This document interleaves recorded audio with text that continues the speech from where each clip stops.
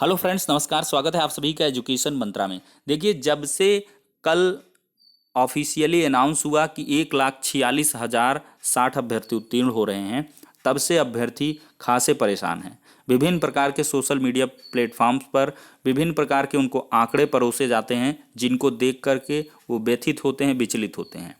और बहुत सारे सब्सक्राइबर्स हमारे भी हैं जो कि बहुत ज़्यादा टेंशनाइज्ड हैं, परेशान हैं कि आखिरकार क्या कुछ ये अनुमानित जो आंकड़ा था उससे इतर चीज़ें निकल के आई हैं।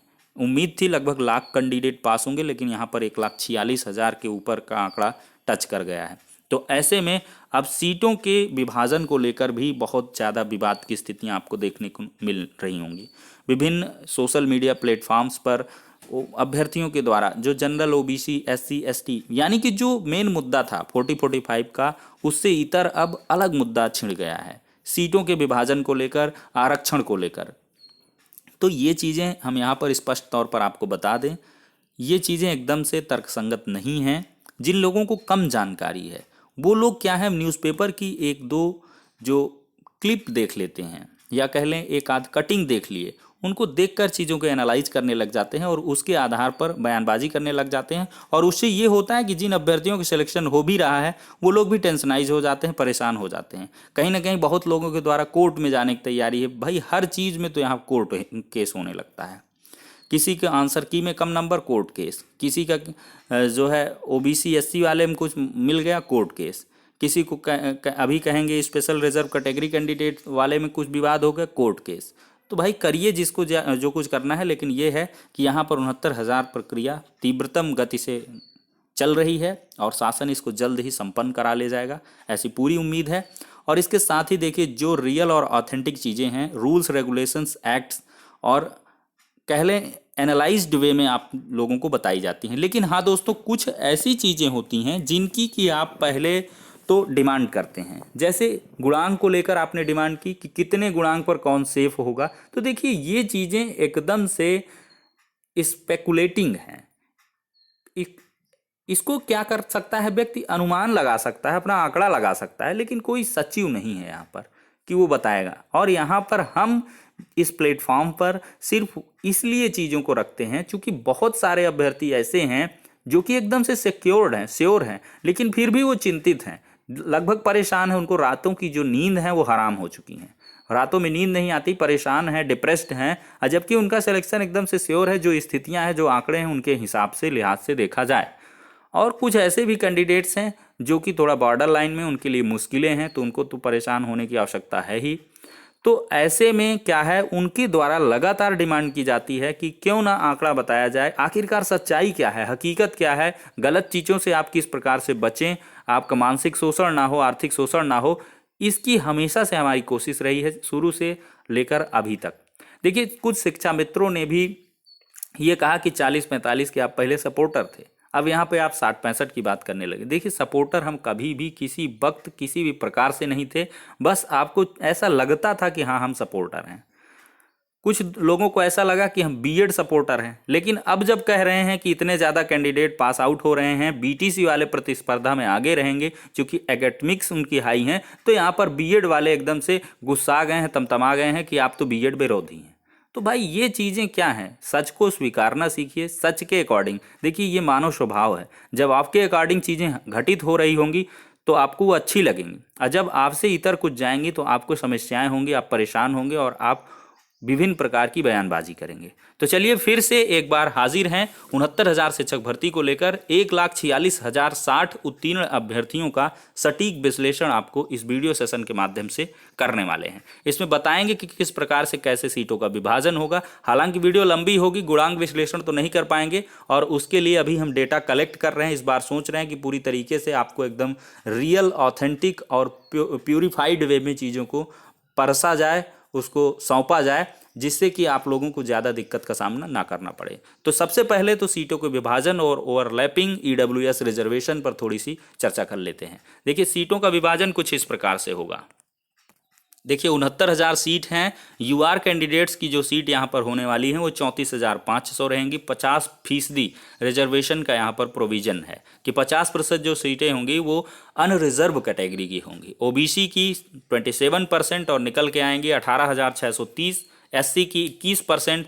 इसमें भी बहुत लोगों को विवाद है कि कोई कह रहा 15 एससी को देते हैं, 7 एसटी को। वो अदर स्टेट का है भैया, यूपी का अलग है। यूपी में 21-2 चलता है, 23%। तो कुल मिलाकर 21% आपको एससी की सीटें मिलेंगी 14,490, एसटी की 1,380। और अवेलेबल अगर उपलब्ध कैंडिडेट की बात करें तो यहाँ पर सॉरी जनरल होगा, गलती से लिख गया। जनरल के 36,614 अभ्यर्थी उत्तीर्ण हैं। ओबीसी के 84,868, एससी के 24,308, एसटी के 270। अब यहाँ से चीज़ें देखें, ईडब्ल्यूएस की जहाँ तक बात है इसमें लागू नहीं होगा, क्योंकि इकोनॉमिकली वीकर सेक्शन का जो रिजर्वेशन है उसका प्रोविजन, रूल्स, एक्ट, रेगुलेशंस जो भी आए हैं वो 1 दिसंबर के शासनादेश के उपरांत जारी हुए हैं, तो वो प्रभावी नहीं होगा रेट्रोप्रोस्पेक्टिवली। तो समझ सकते हैं ईडब्ल्यूएस इसमें नहीं आने वाला है। अदरवाइज अगर यूपी गवर्नमेंट के द्वारा ऐसा किया जाता है अधिकारियों के द्वारा तो अवश्य ही एक बार फिर से इसे कोर्ट में चैलेंज किया जाएगा और फिर स्थितियां आपको बिगड़ती हुई नजर आएंगी।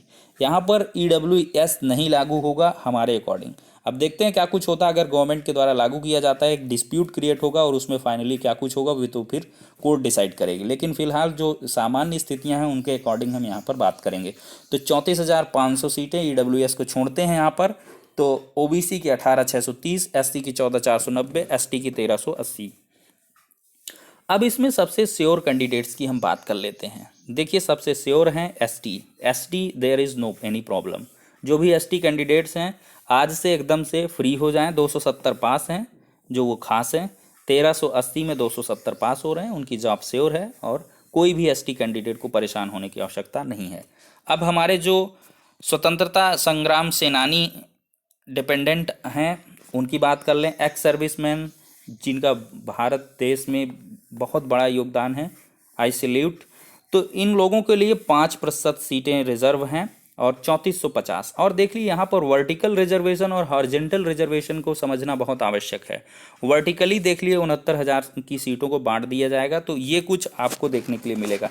लेकिन हॉरिजेंटल रिजर्वेशन की बात करें तो ये क्या होता है, जो विभिन्न प्रकार की स्पेशल रिजर्व कैटेगरी होती हैं उन पर लागू होता है हॉरिजेंटल रिजर्वेशन और उसके अकॉर्डिंग सीट्स को अलॉट किया जाता है। तो हॉरिजेंटल की बात करें तो 5% है अगर, तो यहाँ पर क्या होगा 5% यूआर, 5 ओबीसी, एससी, एसटी में इस तरह फाइट करा दिया जाएगा और फिर इससे सीटें निकल आएंगी। लेकिन एक अगर मोटे आंकड़े की बात करें तो कुल 3450 सीटें हैं और पास्ट लगभग 2 से 2200 हैं, 2000 से 2200। तो यानी कि एक्स सर्विसमैन जो भी पास हैं वो खास हैं, उनका सिलेक्शन श्योर है। डीएफएफ की बात करें 2% रिजर्वेशन है और 1380 सीटें निकल के आएंगी, 744 ही पास हो रहे हैं।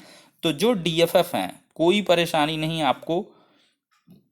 आज रिजल्ट देख लीजिएगा, 1997 जो प्रेस्क्राइब्ड आपका क्राइटेरिया है अगर उसमें आप आ रहे हैं तो अवश्य ही आपको नौकरी मिलने वाली है।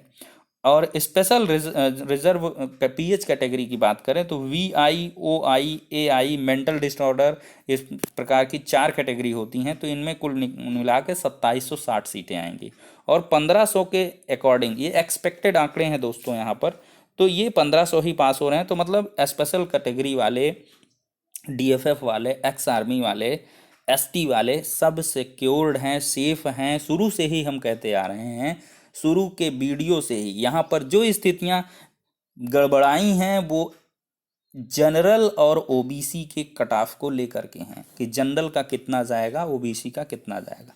उसमें थोड़ा सा आपको परिवर्तन देखने के लिए मिला है, लेकिन बहुत ज़्यादा परिवर्तन नहीं, क्योंकि हम फिर कहते हैं कि ये जो तादाद है ये कम गुणांक वाले अभ्यर्थियों की ज़्यादा है। 1997 पर उत्तीर्ण अभ्यर्थी बहुत ज़्यादा हैं, 90 से 100 के बीच, 100 के एबव वाले बहुत कम हैं और उनके अकॉर्डिंग चीज़ें बहुत ज़्यादा तेज़ी से बदलेंगी। तो कुल मिलाकर यहाँ पर अगर चर्चा कर लें बीएड बीटीसी के पार्टिसिपेशन और पास्ड आउट कैंडिडेट की, तो बीएड है 26,000, सॉरी पीयर हुआ 2,62,231, इतनी ज़्यादा अभ्यर्थियों की संख्या थी तब जाके 97,368 पास हुए हैं, ध्यान रखिएगा। डीएलएड के 90,000 में 38,000 पास हुए हैं। एसएम के 45,357, हमेशा कहते थे 41,000 प्लस हैं, लेकिन लोगों के द्वारा कहा नहीं 1 लाख है शिक्षा में, किसी ने कहा 20,000, किसी ने कहा 10,000 है। तो आप देख लीजिए आधिकारिक आंकड़े हैं, एसएम 45,357 पास हैं, सॉरी अपियर हुए, 8,018 पास आउट हुए। तो ये सारे के सारे जो एसएम होंगे ये शिक्षा मित्रों की सीट को ऑक्यूपाई कर, शिक्षा मित्र हैं ये यूआर की सीट को ऑक्यूपाई करेंगे। तो यहाँ पे आप माइनस कर सकते हैं यूआर की सीट, जो भी यूआर की सीटें हैं 34,500, उनमें शिक्षा मित्रों को घटा दीजिए, ये सारे के सारे शिक्षा मित्र 8,018 हैं, ये यूआर की सीट में जाएंगे और 26,482 सीट बचेंगी यूआर की। तो अब बात कर लें शिक्षा मित्रों के भारांक की, यहाँ थोड़ा सा चर्चा कर लेते हैं। देखिए भारांक में क्या है कि शिक्षा मित्रों को भारांक जो मिलेगा वो 2.5 अंक प्रतिवर्ष के हिसाब से मिलेगा। संबंधित प्रमाण पत्र आपके बेसिक शिक्षा अधिकारी महोदय जारी करेंगे, जिले से आप जारी करवा लें। और जो अभी फॉर्म भरा जाएगा उसमें आपको सिर्फ कितने वर्षों का आप अनुभव प्राप्त किया, कितने वर्षों से पढ़ाई करवा रहे हैं, तो आप अगर 10-12 साल पहले से हैं तो 10 साल भर के अपना निपट लीजिए, आपको 25 मिल जाएगा और फाइनल आपकी मेरिट में जुड़ जाएगा। ठीक है, तो ये समस्या भी सॉर्ट आउट हो गई यहाँ पर। अब डीएलएड की बात कर लें, एसएम की बात हो गई, ये सारे जो और भी हैं जैसे डीएड एनसीटी से है, स्पेशल डीएड है, स्पेशल बीटीसी उर्दू बीटीसी, ये सब जो है इतने इतने पास हैं। तो कुल मिलाकर ये चर्चा करें तो बीएड और डीएलएड इनमें एक कड़ी प्रतिस्पर्धा देखने के लिए मिलेगी, 97,000, 38,000।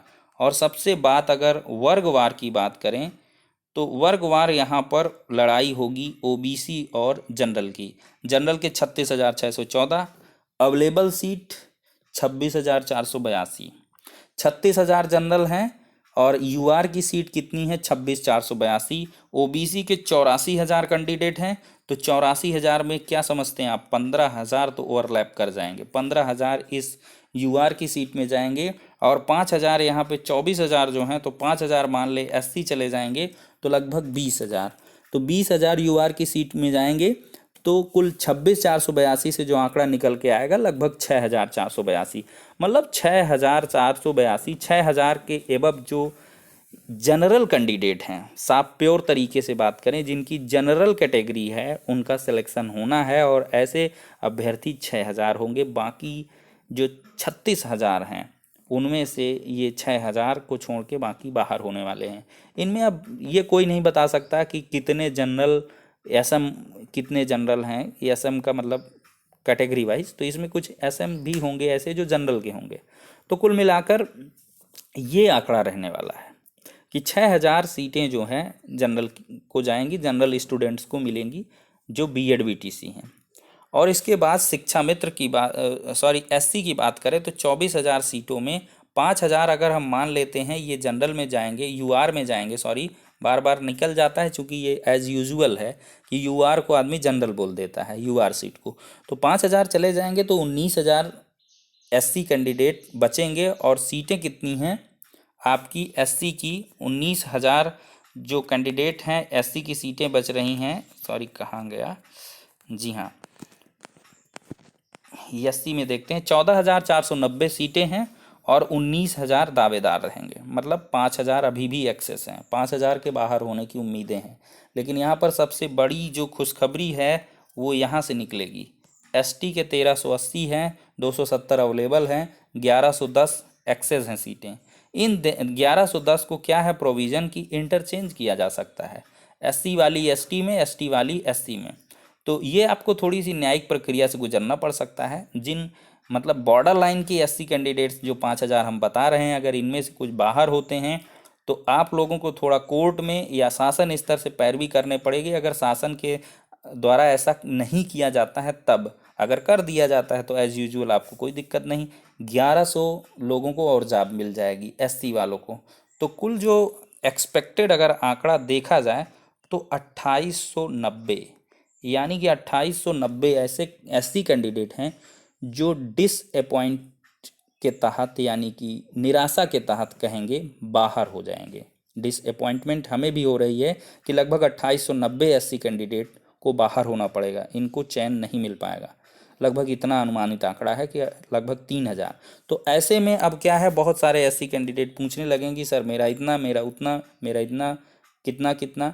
तो इसमें ये है, अब गुणांक को लेकर ये है कि कौन बीएड है, कौन बीटीसी है, कितना एकेडमिक है, कितना आपने 69,000 शिक्षक भर्ती में पाया है।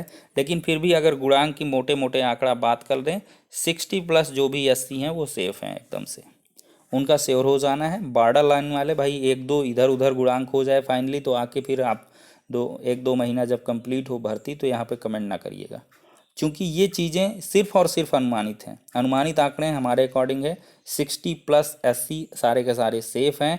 नीचे वालों का भी हो सकता है, वो 3000 में कैसे क्या है इसको तो भाई हम नहीं बता सकते हैं, इसको कोई नहीं बता सकता है। ये तो ऑफिशियली ही अनाउंस होगा जब जिला आवंटन हो जाएगा, फाइनल मेरिट आ जाएगी तब जा करके। तो अब वर्टिकल रिजर्वेशन हमने समझा दिया इस वीडियो में, एससी की श्योरिटी बता दी, कितने पास हो रहे हैं, कितने क्या कुछ हो रहे हैं, स्वतंत्रता संग्राम सेनानी का बता दिया, पीएच इन सब का बता दिया। अब दोस्तों आप समझ रहे होंगे कि ओबीसी के भी बहुत सारे अभ्यर्थी यहाँ पे निराश होने वाले हैं, क्योंकि 84,000 में आपके 15,000 अगर बाहर हो जाएंगे तो 15,000 अगर यूआर की सीट में जाएंगे तो कुल मिलाकर 15, 8, 23, 10, 33,000, लगभग 33,000 ओबीसी का सिलेक्शन इन 18,000 सीटों पर। फिर ये इसमें घटा दीजिए 15,000, तो ये इसमें फाइट करेंगे, तो फिर भी बहुत ज़्यादा ओबीसी के अभ्यर्थी बाहर होने वाले हैं। तो ओबीसी और जनरल के जो गुणांक हैं उन पर चर्चा करेंगे। लेकिन अभी देखिए दोस्तों, कुछ अभी एक्सपेक्टेड आंकड़े हैं जो अभी नहीं मिल पा रहे हैं, या कैलकुलेशन में थोड़ी सी प्रॉब्लम है, जिस वजह से हम पूरी तरीके से एग्जैक्ट और एक्यूरेट तरीके से नहीं बता सकते हैं अभी। तो उसके लिए थोड़ा इंतज़ार करिए था। लेकिन ये जो है सीटों के आधार पर हमने बता दिया, क्योंकि बहुत सारे अभ्यर्थियों के लगातार कमेंट आ रहे थे जो डीएफएफ हैं, एक्स आर्मी हैं, एससी हैं, एसटी हैं, या बीएड हैं, बीटीसी हैं। देखिए एक मोटे तरीके से बता दें कि 70+ जनरल वाले एकदम से श्योर ही समझे, कोई दिक्कत नहीं है, और 68+ ओबीसी एकदम से श्योर है। फाइनली आप बुलवा ही लिए, तो लगभग ये हमारे जो आंकड़े हैं अभी तक के उनके अकॉर्डिंग ये निकल के आ रहा है। लेकिन ये बहुत ज़्यादा भी हो सकते हैं, अभी थोड़ा सा आपको ज़्यादा लगेगा, लेकिन फिर वही बात कि ये एकदम से डेड श्योर वाली कंडीशन बता रहे हैं, इनका डेड श्योर है, इनको एकदम से परेशान होने की नहीं ज़रूरत है। जो 70+ जनरल है और 68+ ओबीसी है वो एकदम से डेड श्योर है। अब बॉर्डर लाइन या उसके इर्द गिर्द का गुणांक क्या कुछ होना है उसके अकॉर्डिंग हम और नेक्स्ट वीडियो में चर्चा कर लेंगे। वीडियो काफ़ी लंबा हो रहा है, और इसके बाद ये भी है कि कुल मिलाकर चीज़ें भी अभी कायदे से एनालाइज नहीं हो, उनका और थोड़ा सा विश्लेषण करते हैं, कुछ विशेषज्ञों से सलाह लेते हैं, आपसी विचार विमर्श करते हैं, डेटा कंपाइल करते हैं, फिर आपके समक्ष फिर से प्रस्तुत होते हैं। तो तब तक के लिए शुक्रिया, धन्यवाद। और इतनी मेहनत के उपरांत इतना सब कुछ समझा दिए हैं, बता दिए हैं, तो एक लाइक कर दीजिएगा, आपसे गुजारिश है, और वीडियो को शेयर भी कर दीजिएगा ज़्यादा से ज़्यादा। तो नेक्स्ट वीडियो में मिलते हैं दोस्तों, तब तक के लिए शुक्रिया, जय हिंद।